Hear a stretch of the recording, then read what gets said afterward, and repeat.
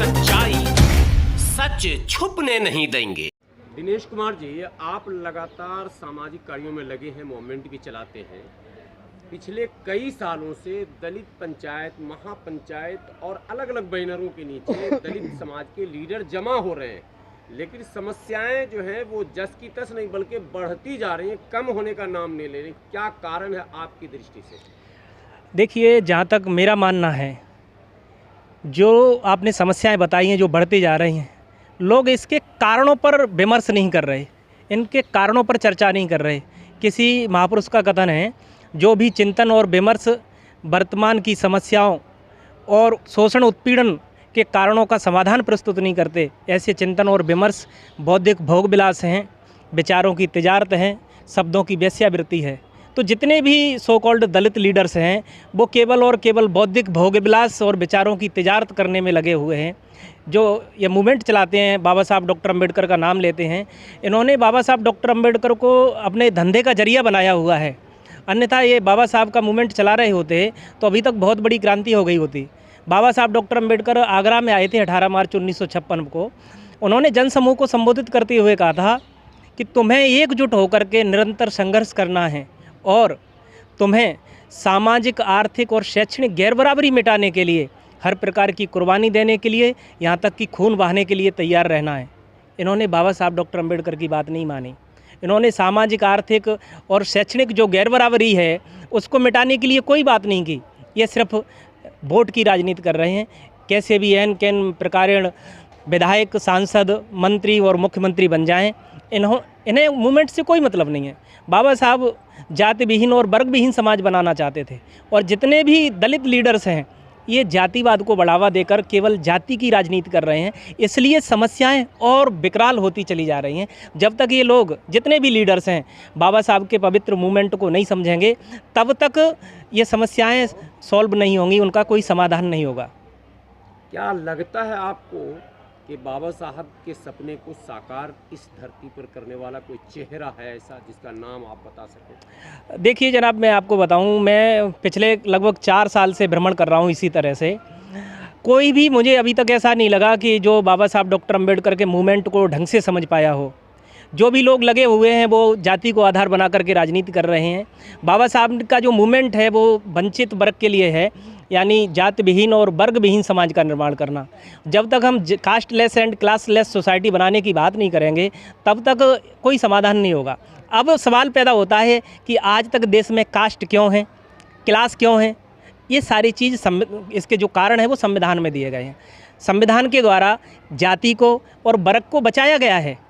जब संविधान सभा में डिबेट हो रही थी संविधान को लेकर, तो उस समय कहा गया था कि जो देश की संपत्ति है वो सब में बराबर बांट दी जाए तो क्लास खत्म हो जाएगा, आर्थिक समानता आ जाएगी। लेकिन देश की संपत्ति सब में बराबर नहीं बांटी गई। जो भी ज़मींदार, जागीरदार, रियासत रजवाड़े थे, उनको ही संपत्ति का मूल अधिकार दे करके और उन्हीं के पास संपत्ति स्थिर कर दी गई। और आज देश की जो संपत्ति है, लगभग 90% संपत्ति पर ऐसे ही लोगों का कब्जा है। जो वंचित वर्ग है मूल रूप से संपत्ति से वंचित है। और बाबा साहब डॉक्टर अम्बेडकर ने कहा है कि सामाजिक समानता, सामाजिक विषमता का जन्म आर्थिक विषमता की कोख से ही होता है। जब तक आर्थिक समानता नहीं आएगी तब तक सामाजिक समानता नहीं आ सकती। आर्थिक विषमता की बात आपने की, लेकिन जब बाबा साहब के मोमेंट को लेकर चलने वाले लोग या पॉलिटिकल पार्टियों ने स्वयं विषमता को जन्म दे दिया और अथाह माने धन इकट्ठा करना शुरू कर दिया, तो लगता नहीं आपको कि बिल्कुल लीक से हट के काम किया गया? देखिए, लीक से हट के कुछ काम नहीं है। जो भी पूंजीपति लोग हैं, जो यहाँ के भारत के पूंजीपति सिस्टम को चला रहे हैं, उन्होंने इस सिस्टम को बरकरार रखने के लिए जो दलित लीडर्स हैं उनको पूंजीवाद को प्रोटेक्ट करने के लिए लगाया हुआ है और उनको खुली छूट दे दी कि आप देश की संपत्ति है लूटो, अथवा संपत्ति इकट्ठा करो। तो जितने भी दलित लीडर हैं उन्होंने पॉलिटिक्स के नाम पर, मूवमेंट के नाम पर अथवा संपत्ति इकट्ठी कर ली है और उस संपत्ति को बचाने के लिए वो लोग लगे हुए हैं। एक तरह से वो पूंजीवादी सिस्टम का ही पार्ट हैं। उनकी पूंजीवाद के खिलाफ कोई लड़ाई नहीं है। वो अच्छी तरह से पूंजी इकट्ठी करके अब मलाई काट रहे हैं और दलित वर्ग है, वंचित वर्ग है, उसको गुमराह कर रहे हैं। इस निराशापूर्ण वातावरण में आशा की कहीं किरण है? जी हम लोग हैं, मैं अपनी जितने भी मेरे जान पहचान के लोग हैं, हम लोग टीम के साथ लगे हुए हैं। आने वाले समय में हम बहुत जल्दी देश को एक समाधान देने जा रहे हैं। हम वंचित वर्ग के लोगों को इकट्ठा करके आर्थिक और जो सामाजिक विषमता है इसको मिटाने के लिए लड़ाई लड़ेंगे। कुल मिलाकर के जो बाबा साहब का मूवमेंट है, वर्ग विहीन और जाति विहीन समाज का निर्माण करना, तो उसी के लिए हम समर्पित होकर के, पूरी तरह से समर्पित होकर इस मूवमेंट को पटरी पर लाने का प्रयास करेंगे। निजीकरण को किस दृष्टि से देखते हैं आप? निजीकरण एक पूंजीवादी सिस्टम का पार्ट है और निजीकरण के माध्यम से सारी संस्थाओं पर उसी पूंजीपति वर्ग के द्वारा कब्जा किया जा रहा है, जिससे वंचित वर्ग को मेन स्ट्रीम से बाहर किया जा सके। यह एक पूंजीवादी साजिश है। जो बाबा साहब ने जो राष्ट्रीय संपत्ति के वितरण की बात कही थी, जी, क्या निजीकरण से सबसे ज़्यादा वो बाधा वहाँ नहीं आ रहा? देखिए, बाबा साहब डॉक्टर अंबेडकर ने जब संविधान सभा अपना काम कर रही थी तो उनकी सदस्यता समाप्त हो गई, तो उन्होंने शेड्यूल कास्ट फेडरेशन के माध्यम से एक मेमोरेंडम बना के दिया था संविधान सभा को 15 मार्च 1947 को।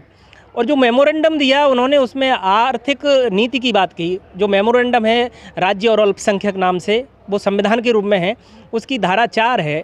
उस धारा 4 में कहा गया है कि देश के जितने भी उद्योग हैं, जितने भी फैक्ट्री कारखाने, उत्पादन के संसाधन हैं, बीमा बैंक वगैरह जो भी है, उस सब का राष्ट्रीयकरण कर दिया जाए। इसके बदले में सरकार देश के नागरिकों को फ्री स्वास्थ्य, शिक्षा और तमाम तरीके की सुविधाएं दे। तो वो उनकी बात उस समय नहीं मानी गई। और आप देखिए जो आर्थिक बराबरी का कार्यक्रम है उसको मूल अधिकार में होना चाहिए, लेकिन उन्होंने बड़ी चतुराई से उसको डायरेक्टिव प्रिंसिपल्स में डाल दिया। और डायरेक्टिव प्रिंसिपल्स में डालने के बाद उसमें एक धारा 37 है, आर्टिकल 37। जो आर्टिकल 37 है उसमें कहा गया है कि आप डायरेक्टिव प्रिंसिपल्स को लागू कराने के लिए, यानी नीति निर्देशक तत्वों को लागू कराने के लिए आप किसी भी कोर्ट में नहीं जा सकते, नॉन जस्टिसेबल हैं।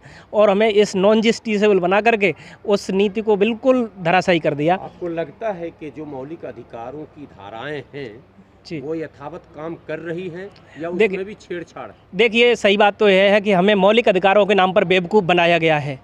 जो व्यक्ति के जीवन से जुड़े हुए मूलभूत अधिकार होते हैं वो होते हैं शिक्षा, स्वास्थ्य और रोजगार। जब व्यक्ति के पास रोजगार होगा तो वो रोटी, कपड़ा, मकान का भी इंतजाम कर लेगा। लेकिन जो मूल संविधान बनाया गया तो उस समय शिक्षा, स्वास्थ्य, रोजगार को मौलिक अधिकार की श्रेणी में नहीं रखा गया। मौलिक के अधिकार के नाम पर कुछ चीज़ें ऐसी हैं जो बकवास हैं वो रख दी गई, जैसे उपाधियों का अंत। उससे हमें क्या फ़ायदा है?